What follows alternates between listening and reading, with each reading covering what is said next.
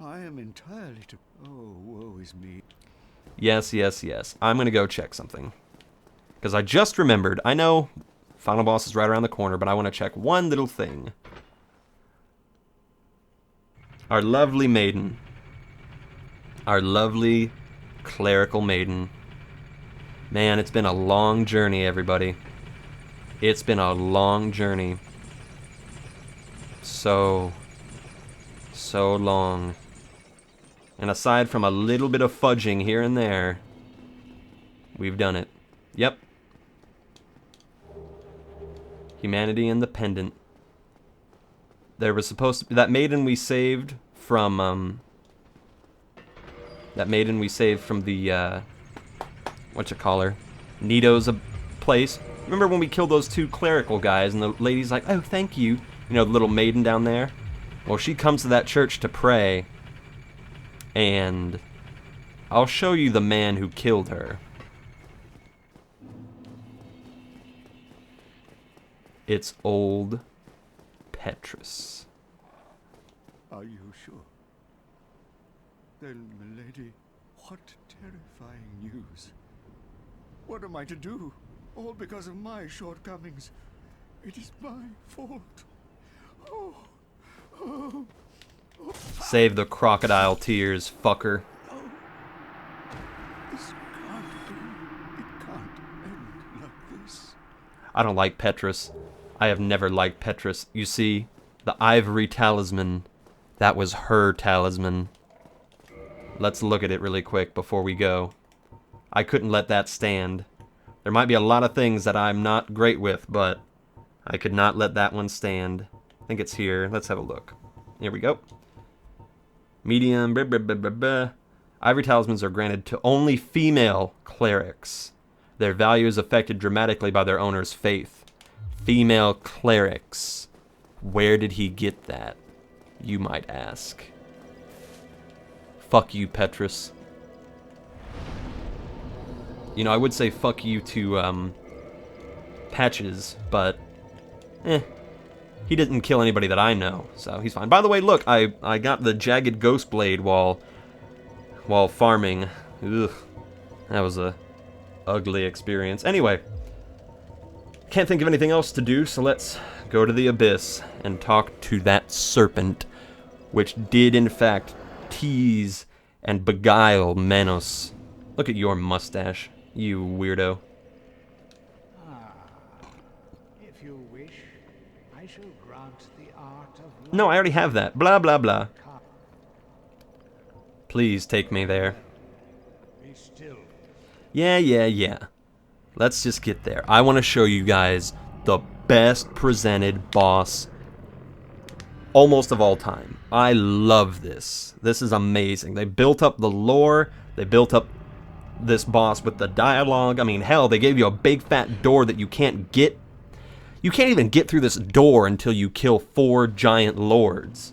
The Witch of Izalith, the 4 kings, Gravelord Nito, and Seath the Scaleless. So now, everybody, now that we're here, I'll tell you, before we open this door, my darkest secret. You see, when I was a young man, I was about 16 at the time. I must have been 16 or 17. Probably 16. No, I'm sorry, this begins even earlier. So remember how I said that my father... I'm sorry, I'm trying really hard to tell this correctly. Because I can only tell it once. I can't tell this story again. Do you remember how my father was a landscaper? How he worked at John Deere, was a manager. He was successful, he was great. Well, when I was about, it must have been 13, he decided to go out on his own, to make his own company. He decided to make his own landscaping company because he was tired of having bosses, and he saw something in it. And I had always supported my dad in every endeavor. He was my dad. He did everything he ever could for me. So why would he fail now? So he did it. I supported him all the way. He did his landscaping company, and it was successful. You know, the years went by, and he was just great. He would go out every day, go to work. I'd come home. He'd be there waiting for me. He was always there. Because he made his own hours so he could pick me up from school, so I never had to walk home. He was a good dad. 3 years later, in my junior year, maybe it was almost 4, we start having money problems. And they start getting worse and worse. Even I can see it, even though they tried to shield me from it. Well, my dad tried to shield me from it. And finally, things got to the breaking point. So, one day, he sat me down in my old bedroom, and he said 9 words that I will never forget. These are the 9 words that killed my childhood. He said, "Jared,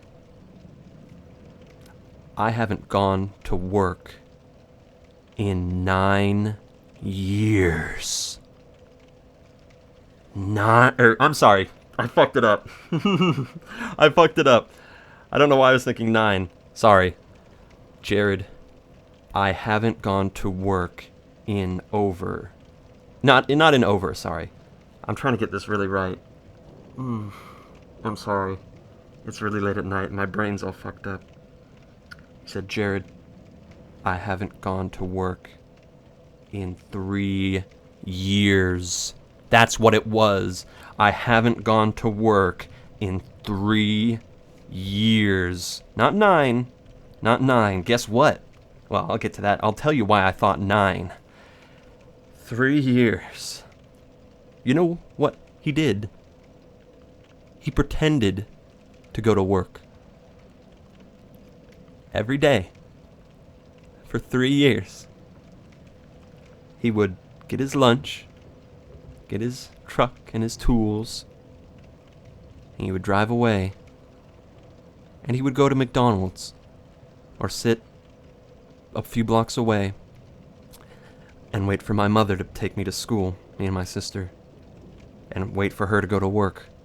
And then he'd come back, and he would just sit there all day, relaxing, and do nothing. For 3 years, we had no money coming in from him. Nothing. And I'll tell you why. There's a few reasons why. Because my sister not only has cystic fibrosis, but she has type 1 diabetes.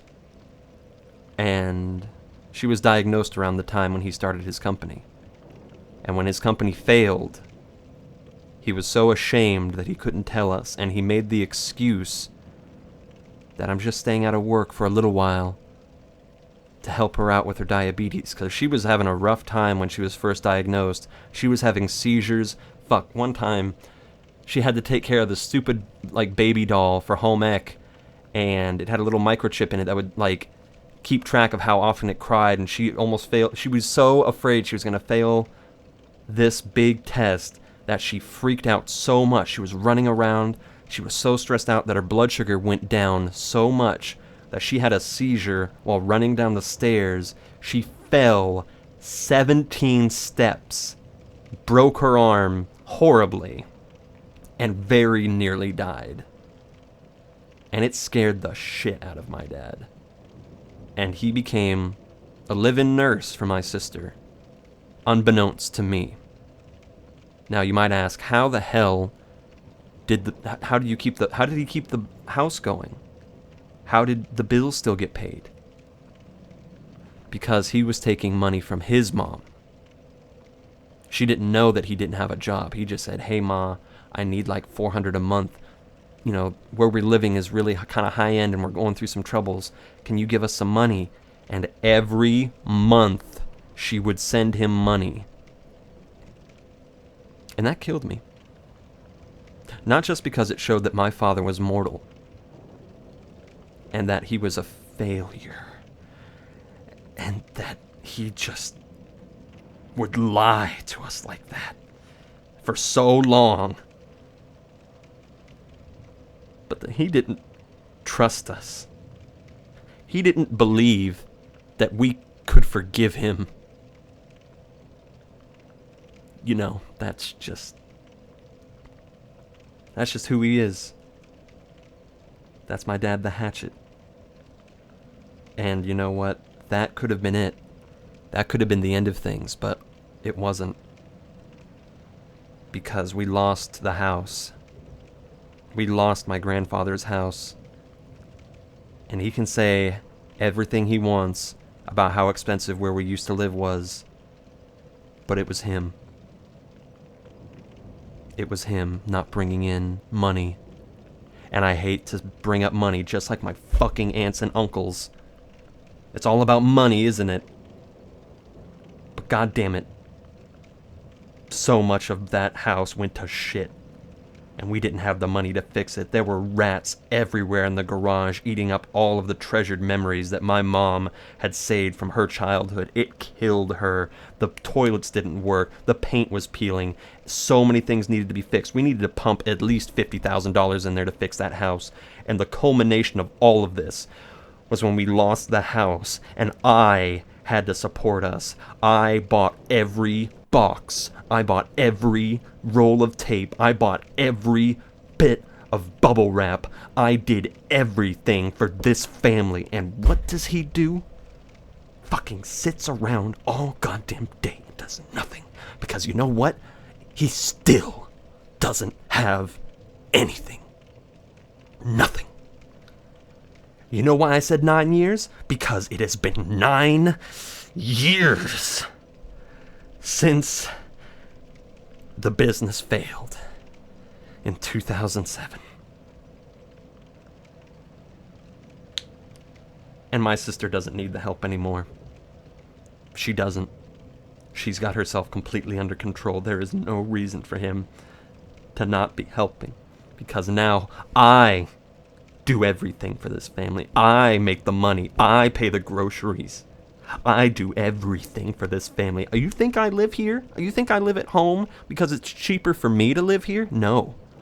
It's because I don't want my family to end up on the fucking streets.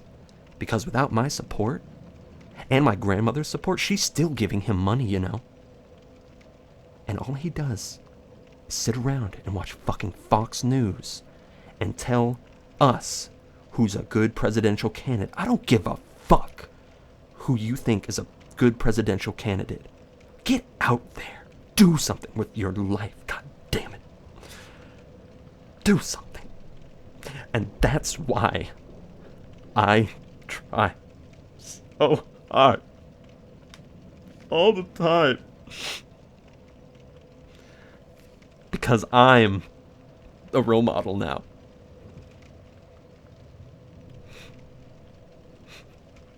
I'm living with a ghost. He's not dead. But damn, it feels like it. At least a dead man wouldn't be a drain on your life. At least if he had abandoned us, it wouldn't be like this. Because all he does is sit and drink and smoke and gamble the money away. And I can't do anything. My mother doesn't do anything because ever since we lost the house, she's gone bonkers. She's gone totally religious on us. She buries all of her problems in her religion. Everything is just let go and let God. But I'll tell you this much. I'll tell you when I realized what a failure my father was. When the night we had to move out, the last night, my mother freaked out.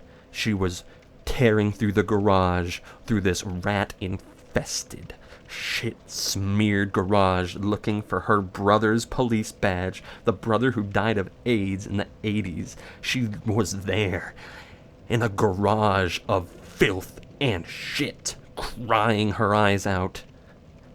My father just stood at the top of the stairs and looked at her. And who was it that came to her and comforted her and gave her a shoulder to cry on? Me. That's who. I stood with her, and I've stood with this whole family through hell and back. And I would do it again. I would do it endlessly. You know, I'm just going to tell you one thing. If you want to know a song that perfectly encapsulates all the sadness and contempt and rage and sadness and just apathy that I live with every single day, listen to Mike Oldfield's Nuclear. 'Cause that's how I am. I'm so close, always, to snapping, but I never do. Strength can drive a man crazy because I will never break, and that's hell, knowing that you are the only strong one. My sister isn't strong. My mother isn't strong. My father, he used to be, but not anymore. Hell, I'll even tell you, just yesterday, he came to me and said, Jared, can you give me $300? My friend is taking me to this Ozzy Osbourne concert, and I don't want to stay with my mom down in LA. Can you give me $300 for a hotel? I'll pay you back, I promise. And I gave it to him. And I gave it to him. So who's the real fool? I am. But the worst part is that I'm okay with that. Because now I live here, exiled from my house. In a still nice house, admittedly, but I just live in the presence of hollows. And that's why I've saved this story for the very end. Because now I will show you the exact video game representation of my father. The child, the mask of the child. I've come to show you my father.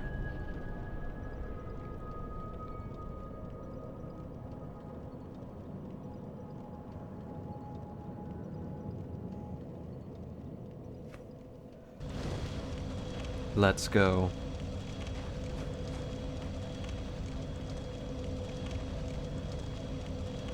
Let's go past the ghosts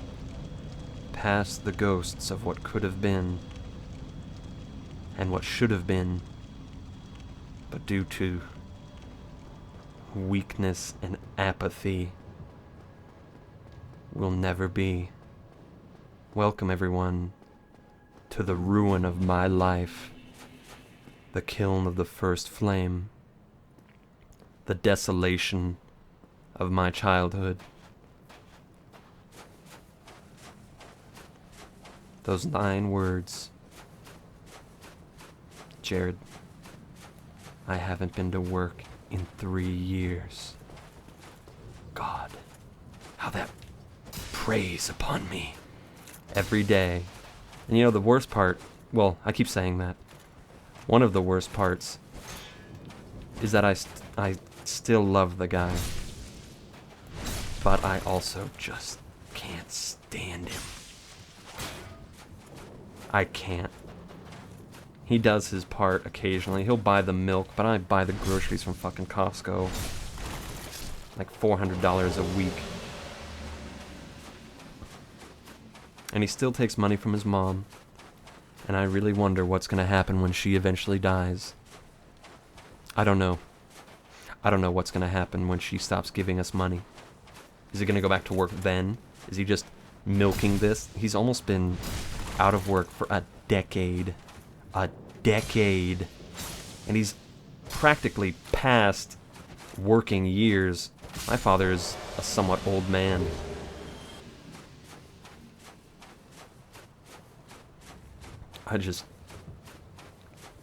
I'm trapped in limbo. That's what it is. This isn't heaven or hell. Hell could be so many worse things. You know, there's a lot of other way worse fathers. There's fathers who sell their kids. There's fathers who drug their kids, beat their kids. And you want to know what the ironic thing about this whole thing is that my father wants to be nothing like his father, who beat him and verbally abused him and tortured him practically. And he told me recently, you know, I never, ever wanted to end up like my father. And you know what? That is exactly how I am exactly like him. Because I don't want to end up like my father. Ever. But you want to know the funny thing? The really funny thing? Is inevitably, I can't escape it. My God, we even have the same initials. The only thing that separates my father and I is determination. And even that is a fleeting thing. If I ever start lying, I shudder. I shudder. Because I'd never thought that my father could have this kind of just... I never got over it. I know there's way worse things, guys, but just... that made me lose all trust in every human being. That's why I still don't really believe people when they say they're my friend or when they care about me. Because if my father really cared about me, he wouldn't have done that to us. He would have shared that with us. That's a 7. He would have shared that whole thing with us. And he didn't. And he can't. So, and you know, one other thing that's really funny, that just goes to show how much I've tried to dissociate myself from my father. He drinks a lot, and he smokes a lot. I will never smoke a single cigarette or anything extra in my life for 2 reasons. Number 1, because it just would remind me too much of my father. And second of all, because of my sister, who has cystic fibrosis. Her lungs are fucked. And it would just seem so unappreciative of me to smoke and ruin my good lungs when she has to be on almost like a breathing machine sometimes. You know, how is that fair? How's that fair to her? Answer: life isn't fair. And now, I'll tell you one final thing. One final way that I've really dissociated myself from him. A long time ago, I used to pretend to drink alcohol, scotch, because I thought it was cool. You know how we all are when we're kids. It's like, oh yeah. Well, maybe not kids, but younger. I'm sure you started drinking when I was younger, or younger than I was. I started drinking when I was like 22. But when I was on YouTube, I would sometimes pretend like I'm drinking scotch because I wanted to come off as more refined and genteel or whatever, but in reality it was just Dr. Pepper. And everyone believed me. And that was a lie. It was not only alcohol, but it was a lie. It took me a long time to get over that inhibition, or that rejection of alcohol. And so now, I have with me, right now, no lie this time, I have the real stuff. Not scotch, but whiskey. I have Fireball cinnamon whiskey right here with me. About a finger's worth. And the funny thing is, I've been planning on having a drink of this before I go and fight this boss. A ceremonial drink. The first drink I've ever drunk on camera. And I was gonna do it. But then my father came in and talked to me. And he said, hey, you know, I was having a toothache the other day. His teeth are all fucked up. I was having a toothache the other day, and I saw in your room, in your closet, behind some clothes, some Fireball. And I helped myself to some, and it really helped my toothache. So even inadvertently, I helped my father. Because I bought that for me and my girlfriend when we went camping, and we drank almost all of it. I will never buy Fireball again because it contains too much, get this, it contains too much antifreeze to be sold in the United, or not the United Kingdom, the European Union. And I'm not all about that. I'm not about drinking fucking antifreeze, even if it's a non-lethal dose or whatever. Antifreeze and I don't mix. That was one of the things I learned very early on, is you don't fucking drink antifreeze. So, sorry Fireball, you have too much antifreeze for me, but I will take a drink right now. Right now. And it will be the last drink I ever drink of Fireball. And I will toast it in honor, if I can open it. I will toast it in honor, not to how things are now, or how they'll be in the future. But I'm going to toast this pretty darn big mouthful. I might even need to take 2. Damn, that's good. I dedicate this to how we used to be. I dedicate this to when you were my God. Dad, you were my God. And I love you.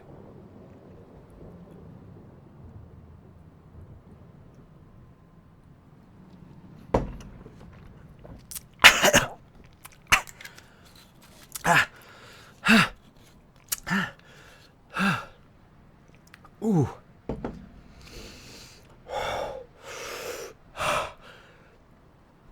Fuck.